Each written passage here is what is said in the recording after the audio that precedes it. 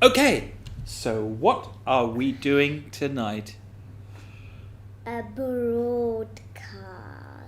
We are doing a broadcast. Now my name is John Mappin and we are broadcasting live here from England at Camelot Castle. And what's your name? Caspian. Caspian. Well, Caspian Mappin. Caspian who? Mappin. Caspian Mappin. That's great. That's who you are and that's who I am. And hello to everybody. Steve Dance is joining us and Anne Elizabeth is here. Where are you all tuning in from? Now, at the moment, I'm afraid I've been a naughty boy, so I've been banned from my own Facebook account, but I am broadcasting through my wife's Facebook account, Irina Mappin, and it would be wonderful. I would really appreciate it if you could share this broadcast in your feeds and ask people to subscribe and to like the broadcast. That really does make a big difference, especially on platforms like YouTube. Now, do you need to do something to adjust the colour? How is the colour doing? I don't really like it because What do you think? it's a bit. See the difference? I'm not red, and Do you think I need to change your colour a bit? the same as you did. There, how's that? Or too red. Is that too red? That's about right, isn't it? Mm-mm. No, okay. How about that? No. What's that? There we go, green. Is that about right? That's about right, isn't it? What about the top one? Top one makes it brighter. What about the bottom one? The bottom one, I don't know what that does. That makes it a bit... I think that's about right, isn't What's it? the pink one, Dada? This one? Yeah. Oh, how's that? Is that good? Hmm. I think that's about as good as we're going to get it, darling. Yeah. Anyway, Marianne says, hello, Caspian, from Santa Barbara in California. You've not been to California yet, have you? Santa Barbara is a lovely, lovely place. Now, Isabella says, hi from Austria. Have you ever been to Austria? Uh-huh. Where did you go in Austria? Yeah, now what I understand is Santa Barbara, where Santa lives. Santa Barbara is not where Santa lives, darling. What? Well, maybe Santa does live in Santa Barbara. Marianne, does Santa live in Santa Barbara? But have you ever been to Austria? Yeah. Where did you stay in Austria? Slush Fischl. Schloss Fuschel, that's absolutely right. And I had Schnitzel. Schnitzel from Austria, Schloss Fuschel. That's And the best. Antonia is from Portugal. Look at that. We've got people from all over the world. All over the world. Tanya Ney. Paul Castle is from Cheshire. There's some lovely people in Cheshire. Monica Ellery. Hello, Monica. Lovely to see you too. Anyway, please do share this broadcast. We are in the middle of a massive censorship operation. And any attempt for any of us to... And also, remember that time we read this book? Mr. Pinkwhistle. Yeah. Yep. Are we going to read the rest of the story? Yep. Okay, because we can you remember what happened? We turned the page down. Can you remember what happened? Is basically all the children were trying to go to a party, but all their clothes were dirty, and the poor mum Had to wash it, I think, maybe 3 times. she had to wash it 3 times. But then what happened? Mr. Pinkwhistle buy the new ones. Well, don't tell the story yet, because this is where you see. I think we all need a Mr. Pinkwhistle in our life. This book, by the way, is a fantastic book. It was written by Enid Blyton, who stayed here at Camelot Castle, and she was a very good storyteller, wasn't she? And she Yes. wrote these stories. And what's the thing about Mr. Pinkwhistle? She might have even wrote it at Camelot. She could have written this story in this very, very room, because you know what this room used to be? It didn't used to be our sitting room. What it used to be was the lounge. It used to be the smoking room, actually, in the hotel. But of course, there's no smoking here anymore. We don't like smokers, do we? No. No. Well, except Ted smokes. Ted smokes, does he? Yeah. Do you tell him off? Uh-huh. Good. I tried to take him off, but Well, there we go. And somebody actually says that you're right. Santa does show up in Santa Barbara every Christmas time. So Santa does go to Santa Barbara. So there we go. So Mr. Pink Whistle, for those of you that missed it before, it's on an earlier broadcast, chapter 1, but tonight we're going to read what chapter? 2. Chapter 2, and this is called Mr. Pink Whistle Put Things Right. Now it's very, very important for those of you out there to have a Mr. Pink Whistle in your life, because it's always nice to know people who put things right, isn't it? We like to put things right, don't we? Okay, good. Now no picking of the nose while we are on the broadcast, because people don't like that. Okay, good. Now, Mr. Pink Whistle puts things right. Don't tell me where the clothes he buys. Well, let's not tell everybody the story, darling. So, but I'm going to read for the rest of the story so that everybody finds out what happened, because we slightly left them in the lurch last time, and there's nothing worse with a story than leaving people in the lurch. Now, the good news is that Camelot Castle is going to be opening again on April the 12th for business people. Is it after my birthday? No, before your birthday it's going to be opening. Your birthday's on, I think, May the 28th, I believe, or the 27th, one of the two. Now, Mr. Pink Whistle puts things right. Well, what do you think Mr. Pink Whistle meant to do? He meant to go and buy new clothes for all the 4 children. Good old Mr. Pink Whistle. He was so upset to think that the clothes had been spoilt for the 3rd time after Mrs. Spink had worked so hard and so cheerfully that he had to blow his nose to keep from crying. It's not fair, he kept saying. Why do these things happen when people try so hard? I won't have it. I shall put it right. It's no good being sorry about things if you don't do something to put them right. Well, I think that's a very good message for today. There's no point complaining about what's going on in the world if you don't do something to put it right. I think we all need a bit of pink whistling in today's world. What does he say? He says, I shall put it right. It's no good being sorry about things if you don't do something to put them right. He quite forgot that he was invisible still, and that people couldn't see him.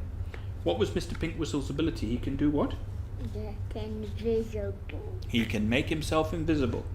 Ooh, ooh. He quite forgot that he was invisible still, and that people couldn't see him. So when he walked into a clothes shop and the doorbell rang, the girl there was most alarmed to hear a voice and to see nobody. I want to see some party clothes, said Mr. Pink Whistle, for 2 little boys and 2 little girls. Ooh, said the shop girl, frightened. She could still see nobody. There's somebody speaking, and there's nobody here. Help! Help! Oh, sorry, said Mr. Pink Whistle, remembering that he couldn't be seen. Why couldn't he be seen? He was invisible. Because he was invisible, you see. If you go invisible and you start making noises, people get very upset, don't they? Because they can't see you, can they? I sometimes play with Ted. I pick things up because I can get invisible too. Can you? Now watch this. Abracadabra. Now what? The log will pick up and... Oh my gosh! There's an invisible person moving the log! I can't believe it! Oh my gosh!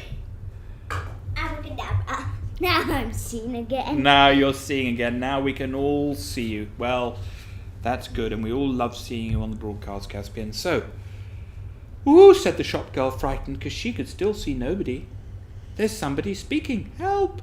And there's nobody here. Help! Help! Oh, sorry, said Mr. Pink Whistle, remembering that he couldn't be seen. At once he came back again, and his fat little body, big ears and green eyes appeared in front of the surprised girl. Now, don't run away or do something silly, said Mr. Pink Whistle. It's a secret I have. I can make myself disappear or not. Please show me the children's clothes you have. The girl looked into Mr. Pink Whistle's kind red face, and she knew that he couldn't harm anyone. She took down some boxes and drew open some drawers. In a little while, she and Mr. Pinkwhistle were talking about what would be best for Teddy, Eliza, Harry, and Bonnie to wear at the school party. They chose new vests, warm and white. They chose knickers and socks, 2 pretty petticoats, 2 pairs of grey flannel shorts for the boys, 2 blue silk frocks for the girls. Mr. Pinkwhistle chose a green jersey for Harry and a red one for Teddy. Would that be all, do you think? Asked the girl, who was really quite enjoying herself. Now, for Mr. Pinkwhistle had told her all about poor Mrs. Spink, and she was feeling quite excited to think of the surprise that this funny little secret man was planning. Well, what about hair ribbons for the 2 girls to match their frocks? Asked Mr. Pinkwhistle, or don't girls wear them any more? Of course they do, said the shop girl, and she measured and cut 2 fine hair ribbons of blue silk for Eliza and Bonnie. Oh, and have the children's shoes, sir? Did those get spoilt too? Well, Mrs. Spink didn't wash the shoes, said Mr. Pinkwhistle, but I remember seeing them in the kitchen. Very poor old shoes. I'd better have 4 pairs, I think. So they chose brown shoes that they thought would fit the children, and then that really was all. The girl did everything up in a big parcel and gave it to Mr. Pinkwhistle. They beamed at one another, pleased to think of the secret they both shared. Mr. Pinkwhistle paid for the things. He then said goodbye and went. He ran straight back to Mrs. Spink's. He nearly forgot to make himself disappear, but just remembered in time. Then he opened the door and marched in, unseen by anyone. Mrs. Spink was still upstairs with her children. She didn't know anything about the sooty clothes downstairs yet. Mr. Pinkwhistle looked round the black kitchen and frowned. I can't put the children's clothes here, he thought. They would get sooty. What about the next room? Now in the next room was a big chest of drawers where Mrs. Spink kept all the clothes of the family, all the sheets and the towels. Mr. Pinkwhistle tiptoed up to it and pulled the drawers open. The top one and the bottom one were empty, so Mr. Pinkwhistle Oh, darling, don't pick your nose on the television. Now, the top one and the bottom one were empty, so Mr. Pinkwhistle carefully and neatly put the boys' clothes into the top drawer and the girls' clothes into the bottom one. They looked lovely. Mr. Pinkwhistle felt very happy as he packed them in. Mrs. Spink ran down the stairs to the kitchen. When she saw the sooty clothes and the black kitchen, she gave a cry of horror, and then, because she was so tired, she sat down on a sooty chair and began to weep. My beautiful washing, she wept. Oh, I did think nothing more would happen to it. I'm too tired to do it again. What will the poor children say if they've no clean clothes to wear at the party tomorrow? Oh dear, things are very, very hard. The children came running down the stairs to see what was the matter with their dear mother. Mr. Pinkwhistle, look, there's a picture of them there. There's Mother crying with the little children around them. There she is. Mr. Pinkwhistle watched them from the other room. Would they be angry? Would they be sulky? Or very, very sad? When they saw what had happened, they were full of dismay and horror, for they knew that their poor mother had already washed their clothes 3 times. They flung their arms around her and hugged her. You won't be able to go to the party, my dears, wept their mother. I'm too tired to wash the clothes again. Mother, we don't mind, cried Teddy. Mother, it doesn't matter a bit, cried Eliza.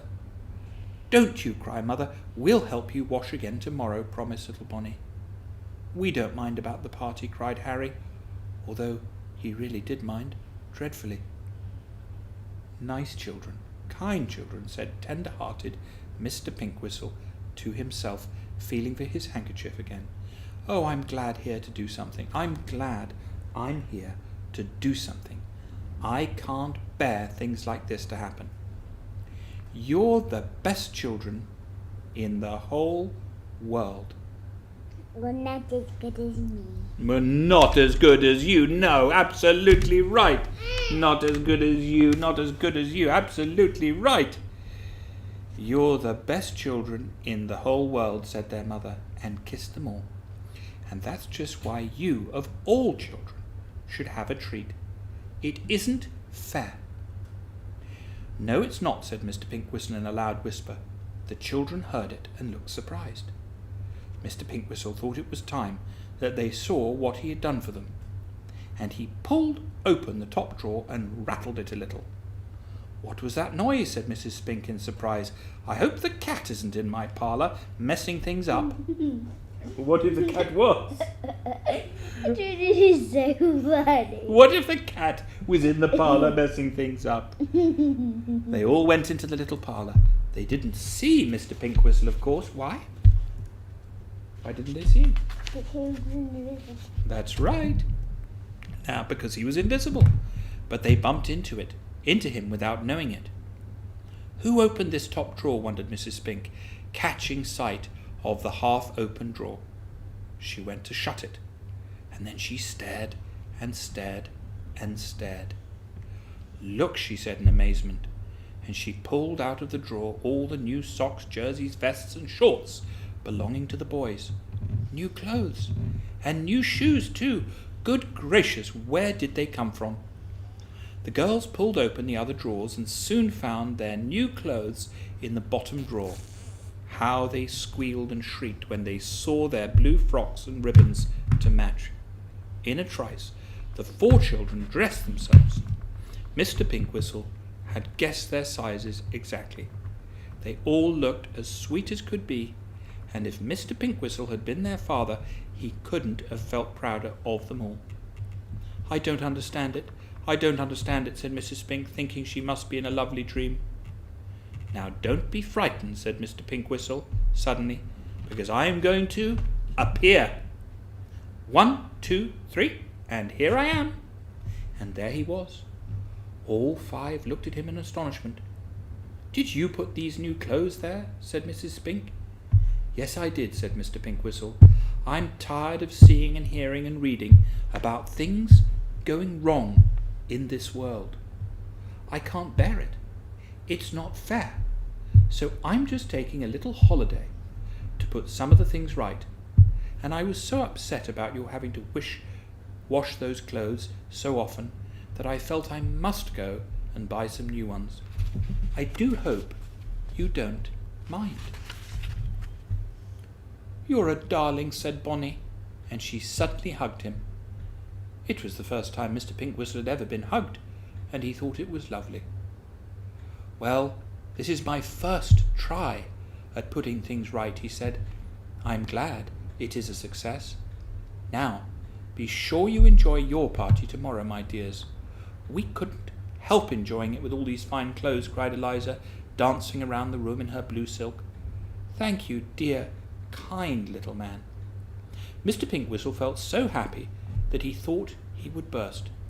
He hurriedly muttered the magic words that made him invisible again, and then he disappeared.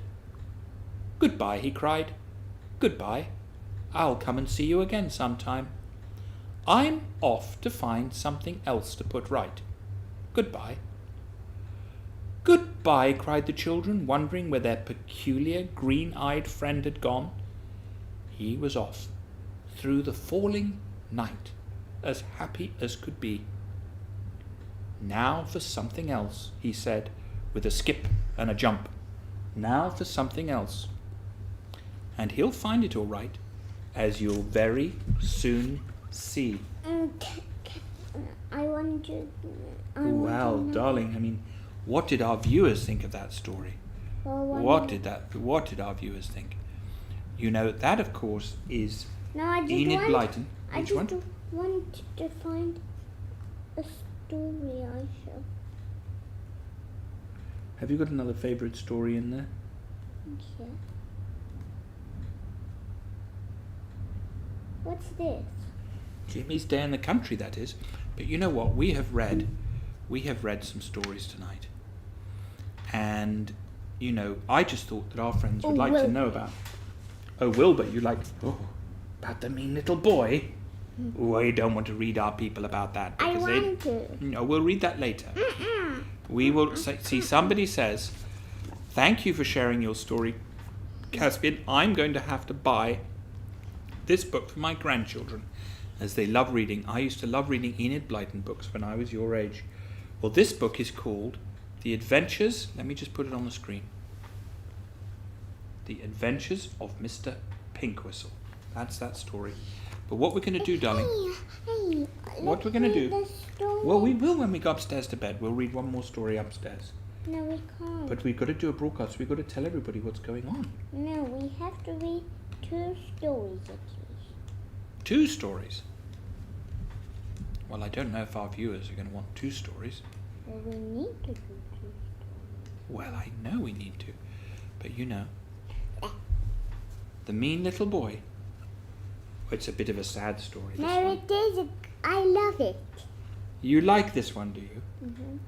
Well, I'm going to show our viewers this story, and then what we're going to do is we're going to read it to them another night.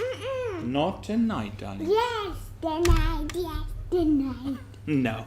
Yes. You really want it tonight? Yeah. You really want it tonight, and Yeah. you think everybody would like to hear this story? Yeah.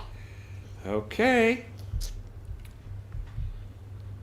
One more story from Enid Blyton, and this is from the book The Adventures of Mr. Pinkwhistle. Okay, well, let's sit back and get a little bit more comfortable. Let's sit back and get a little bit more comfortable. Oh, Nanny's calling you to go to bed. I can't go to bed. You can't go to bed. Okay, we'll just do one more story, shall we? Mm-hmm. Is that a good deal? Okay. Chapter 10, what's it called? The Mean Little Boy. The Mean Little Boy. There was once... What? I can't see the picture. Okay. There was once a mean little boy called Wilfred. He took other children's toys away and wouldn't give them back. He pinched the girls when no grown-up was about. He hit the little boys and then sometimes threw their caps right up into the trees so that they couldn't get them. Wilfred was big and rather strong for his age, and it wasn't much good trying to stop him. All the other children could do was run away when they saw him. But one day little Janet didn't run away quickly enough. She was playing with her tricycle in the street, and Wilfred saw her. He loved riding on tricycles because he hadn't got one himself. So up he ran and caught hold of the handle. "Get off, Janet. I want a ride," said Wilfred. That was mean, wasn't it? Mm-hmm. "No," said Janet. "You are much bigger than I am, and my mother says I mustn't let bigger children ride my little tricycle in case they break it." "Well, I'm jolly well going to ride it," said Wilfred. He dragged Janet off her tricycle, and she fell on the ground. Wilfred was always so rough. Then he got on the little tricycle himself and rode off quickly down the street, ringing the bell loudly. My word, he's a naughty boy, Wilfred, isn't he? Darling, he's a naughty little boy. My word, how quickly he went. You should have seen him. All the other children skipped out of the way, and even the grown-ups did too. Ting-a-ling, ting-a-ling went the bell. Ting-a-ling. Wilfred came to where the street began to go down a little hill. On he went just as fast, and then he came to a roadway. He tried to stop, but he couldn't. Over the curb he went, crash. The tricycle fell over, and Wilfred fell too. He didn't hurt himself, but the tricycle was quite broken. The handle was off, the bell was spoiled, and wouldn't ring. One of the pedals was broken. A little fat man with pointed ears and green eyes saw the accident. Who was that? Mr. Pinkwhistle. Mr. Pinkwhistle. It was Mr. Pinkwhistle, of course, trotting along as usual to see what bad things in the world he could put right. He hurried up to the boy who'd fallen, meaning to pick him up and to comfort him. But before he could get there, a little girl ran up and began to scold him, crying bitterly all the time. "You horrid boy, Wilfred, now you've broken my tricycle. I did love it so much. My mother will be very angry with me because you rode it. I shan't be able to get it mended, and it will have to be put away in the shed and never ridden any more." And Janet cried bucketfuls of tears all down herself, till her dress was quite damp. The other children came running up to see what had happened.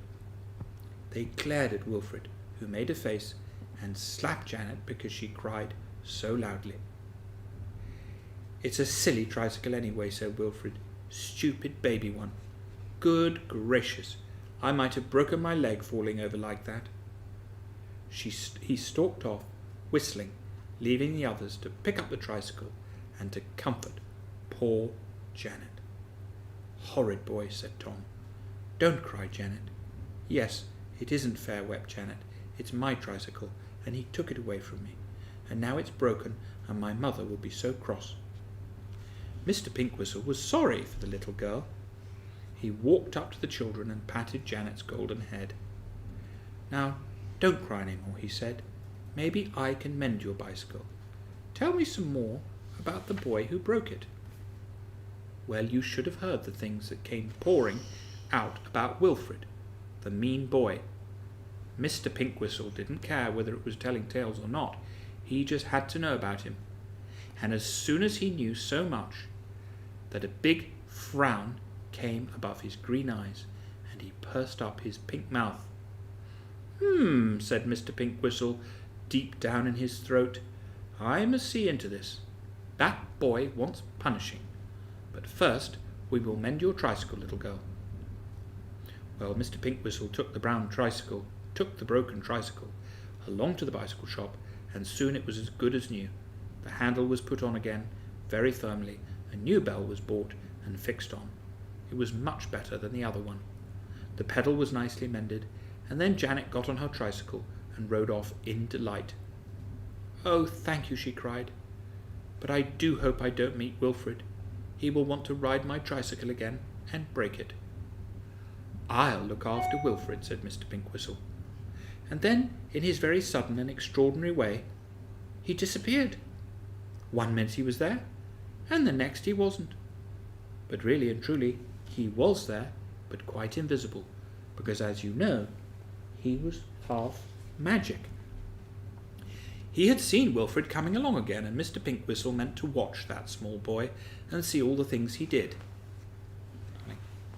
Yes, Wilfred wasn't going to have a very good time now. Wilfred strolled along, hands in pockets, making faces at children he met. When he met Kenneth, who was eating a rosy apple, Wilfred stopped. "Give me that apple," he said. "No," said Kenneth, putting the apple behind his back. Wilfred snatched at it, and it rolled into the mud so that nobody could eat it at all. Kenneth yelled. Wilfred grinned. Mr. Pinkwhistle frowned. The little fat man brought another apple at the fruit shop and slipped it into Kenneth's pocket without being seen. He would find it there when he got home. What a lovely surprise! Then Mr. Pinkwhistle suddenly became visible again and walked into a shop. He brought several rather large sheets of white paper, some pins, and some black chalk. He stood by a wall and quickly wrote something in big letters on a sheet of paper, and then he disappeared suddenly. But a very strange thing happened. On Wilfred's back, a large sheet of white paper suddenly appeared, and was gently pinned there, so that Wilfred didn't notice. On the paper was written a single sentence in big black letters. "I knocked Kenneth's apple into the mud." Well, Wilfred went along the street humming gaily. That's quite funny, isn't it? Yeah. Well, Wilfred went along the street humming gaily, not knowing that anything was on his back at all. But very soon all the children knew it. First one saw it, then another, and then soon a big crowd was following Wilfred, giggling hard.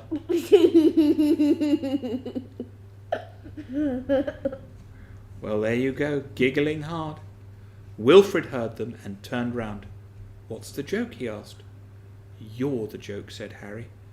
"You stop giggling and tell me how I'm the joke," said Wilfred fiercely. "Who knocked Kenneth's apple into the mud?" called Jenny. "How do you know I did?" cried Wilfred. "I suppose that baby Kenneth has been telling tales. Wait till I see him again." "No, he hasn't told us. You told us yourself," giggled Doris. "I didn't," said Wilfred. "Look on your back," shouted Lenny. Wilfred screwed his head and looked over his shoulder. He caught sight of something white on his back. He dragged at his coat and pulled off the paper, and he read it and went red with rage. "Who dared to pin this on my back?" he shouted. "I'll shake him till his teeth rattle." Everyone shook their heads. No, they hadn't pinned the paper on Wilfred's back, though they would have liked to, if they had dared. Wilfred threw the paper onto the ground and stamped on it. "If anyone does that to me again, they'll be sorry for themselves," he said fiercely, "so just look out." But the one who had done it didn't care a rap for Wilfred's threat. No, old Pinkwhistle grinned to himself and trotted quietly along after Wilfred, waiting to see what mean thing the boy would do next. And then, of course, would come another sheet of paper, of course, and Wilfred would have to wear another notice on his back. So that's your second chapter. Again, another chapter. I really like this book. You want to read one more chapter? Mm-hmm. You want to hear what happens to Wilfred? Mm-hmm. Okay. Chapter 11. And this book, by the way, is a very good book for those of you who have enjoy books. It's by Enid Blyton. It's called The Adventures of Mr. Pinkwhistle. Now, what's the thing about Mr. Pinkwhistle? What He's good. Well, what does he do? Well, he certainly wouldn't make faces like that at the guests on the television, would he? He would never do anything as naughty as that. Well, do you have any news that you'd like to tell? Or would you like to show people your puppy? Okay, let's see if we can actually do that. Because I think everybody would love to see who would like to see Caspian's new puppy? When will we pick it up? Oh, we're going to be picking the puppy up quite soon.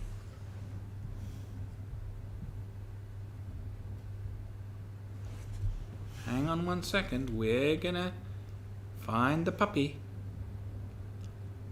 Wait here. Oh, I know what I've got to do. Hey, no, don't do that. Darling, it's very rude to do that. Come on, sweetie pie. We're just inviting people into our home for a little broadcast. No, darling, don't do that. Don't. No. Oh, here's a puppy. Here's a puppy. Wait. Who would like to see the puppy? Okay, here's the puppy. Wait. No. Download. There we go. We're downloading the puppy. Who wants to see what happened to Alfie when he tried to take off the other morning? Who wants to see that? Me. Look how windy this is.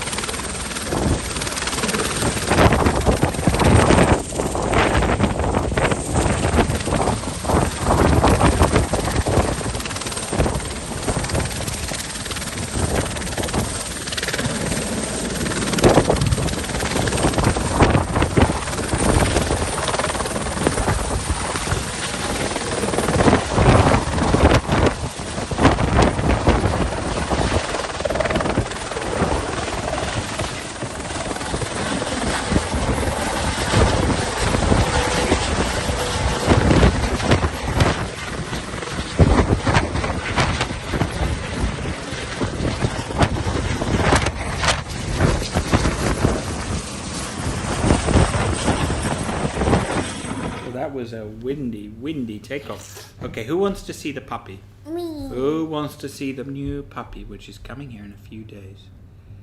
Yes.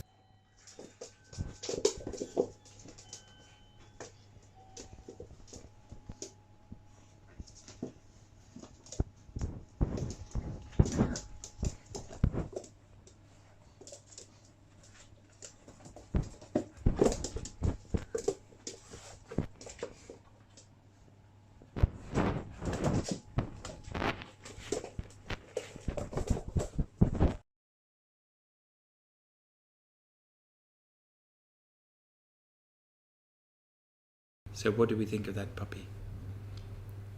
Let's play that video. You want to play this puppy video? Okay, wait a second. We will play that video. Oh, there we go. Here we go. Here we go. How do we download it?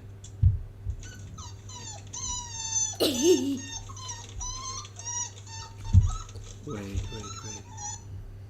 He's squeaking funnily. He's a very funnily squeaking puppy, isn't he? But we still haven't chosen a name for the puppy, have we?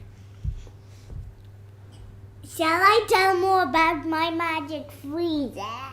Magic freezer? Yes, tell more about your magic freezer. It can... Okay. I think it's coming up the ramp from there.